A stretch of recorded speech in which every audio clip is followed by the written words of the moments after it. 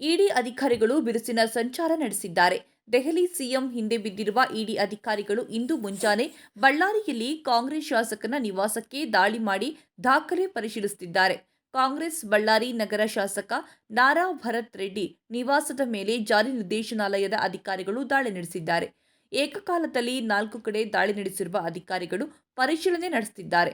ಬೆಂಗಳೂರು ನೋಂದಾಯಿತ ವಾಹನಗಳಲ್ಲಿ ಆಗಮಿಸಿರುವ ಅಧಿಕಾರಿಗಳು ಶಾಸಕ ನಾರಾ ಭರತ್ ರೆಡ್ಡಿ ನಿವಾಸ, ಅವರ ತಂದೆ ಮಾಜಿ ಶಾಸಕ ಸೂರ್ಯನಾರಾಯಣ ರೆಡ್ಡಿ ಅವರ ಕಚೇರಿ, ಅವರ ಚಿಕ್ಕಪ್ಪ ಪ್ರತಾಪ್ ರೆಡ್ಡಿ ನಿವಾಸ ಹಾಗೂ ಕಚೇರಿ ಮತ್ತು ಇತರೆ ಸಂಬಂಧಿಗಳ ಮನೆಗಳು, ಕಚೇರಿಗಳಲ್ಲಿ ಶೋಧ ಕಾರ್ಯವನ್ನ ಇಡಿ ಅಧಿಕಾರಿಗಳು ನಡೆಸುತ್ತಿದ್ದಾರೆ.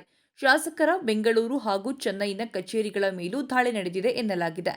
ಶಾಸಕ ಭರತ್ ರೆಡ್ಡಿ ಅವರ ಕುಟುಂಬ ಗ್ರಾನೈಟ್ ಉದ್ಯಮದಲ್ಲಿ ತೊಡಗಿಸಿಕೊಂಡಿದ್ದು, ಕೊಪ್ಪಳ ಜಿಲ್ಲೆಯ ಕುಕನೂರು ಹಾಗೂ ಆಂಧ್ರಪ್ರದೇಶದ ಒಂಗೋಳ್ಗಳಲ್ಲಿ ಕ್ವಾರಿಗಳನ್ನು ಹೊಂದಿದೆ.